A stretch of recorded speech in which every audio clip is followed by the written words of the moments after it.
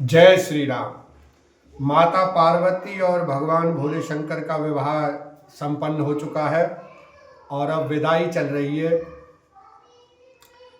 भगवान शिव अपनी सास को क्या समझा रहे हैं?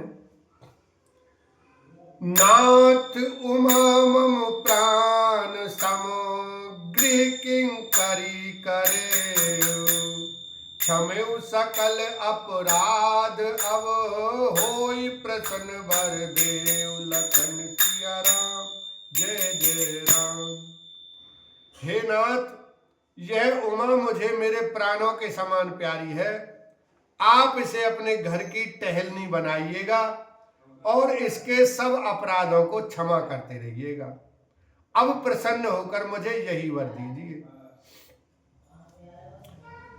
बहुविधि संभो सास समझाई, गवनी भवन चरण सिरुनाई, जननी उमा बोली तबलीनी, लय उछंग सुंदर सिख दीनी। शिव जी ने बहुत तरह से अपनी सास को समझाया। तब वे शिव जी के चरणों में सिर नवाकर घर गईं। फिर माता ने पार्वती को बुला लिया और गोद में बैठाकर यह सुंदर सीख दी। करेहु सदा शंकर पद पूजा, नारी धर्म पति देव न दूजा, कहत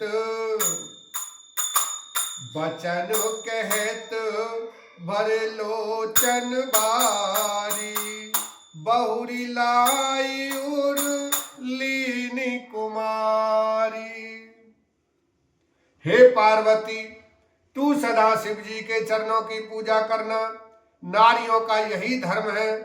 उनके लिए पति ही देवता है और कोई देवता नहीं है। इस प्रकार की बातें कहते कहते उनकी आंखों में आंसू भर आए और उन्होंने कन्या को छाती से चिपटा लिया। कत विधि सृजि नार जग माही, पराधीन सपने सुख नाही, भई अति प्रेम विकल में तारी, धीरज कीन कु समय विचारी।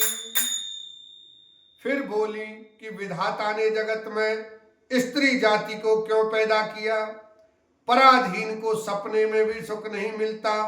यो कहती हुई माता प्रेम में अत्यंत विकल हो गई, परंतु कुसमय जानकर, दुख करने का अवसर न जानकर उन्होंने धीरज धरा। पुनि पुनि मिलती परत गहि चरना, परम प्रेम कछु जाई न बरना, सब नारिन मिली भेटी भवानी, जाय जननी उर पुनि लपटानी। मैना बार बार मिलती हैं और पार्वती के चरणों को पकड़कर गिर पड़ती हैं। बड़ा ही प्रेम है, कुछ वर्णन नहीं किया जाता। भवानी सब स्त्रियों से मिल भेंट कर फिर अपनी माता के हृदय से जा लिपटी। जननी बहुरी मिली चली उचित, आशीष सब काहू दई, फिर बिलोकति मातु तन, तब सखी ले शिव पही गई, जाचक सकल संतोष शंकर, उमा सहित भवन चले, सब अमर हर से सुमन बर से, निशान नभ बादे भले। पार्वती जी माता से फिर मिलकर चली। सब किसी ने उन्हें योग्य आशीर्वाद दिए। पार्वती जी फिर फिर कर माता की ओर देखती जाती थीं। तब सखियां उन्हें शिव जी के पास ले गईं। महादेव जी सब याचकों को संतुष्ट कर पार्वती के साथ घर कैलाश को चले। सब देवता प्रसन्न होकर फूलों की वर्षा करने लगे और आकाश में सुंदर नगाड़े बजने लगे। चले संग हिमवंत तब पहुँचावनति हेतु, विविध भांति परितोष करी विदा कीन व्रत खेत। लखन सिया राम जय जय राम। तब हिमवान अत्यंत प्रेम से शिव जी को पहुंचाने के लिए साथ चले। वृषकेतु शिव जी ने बहुत तरह से उन्हें संतोष कराकर विदा किया। तुरत भवन आए गिरिराई, सकल शैल सर लिए बुलाई।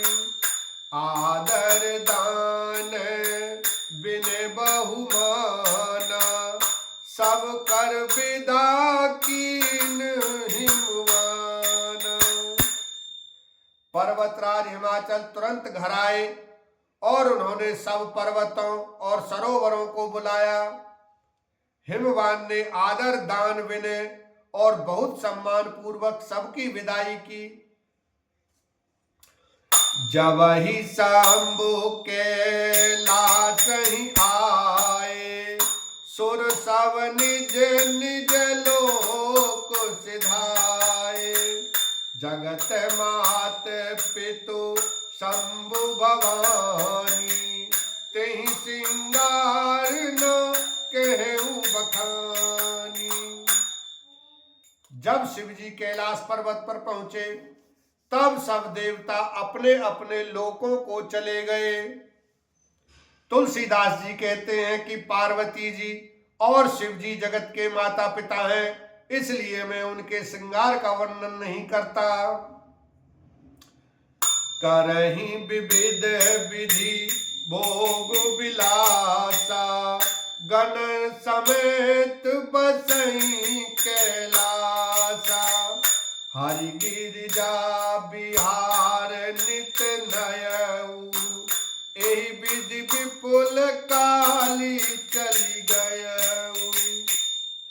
शिव पार्वती विविध प्रकार के भोग विलास करते हुए अपने गणों सहित कैलाश पर रहने लगे।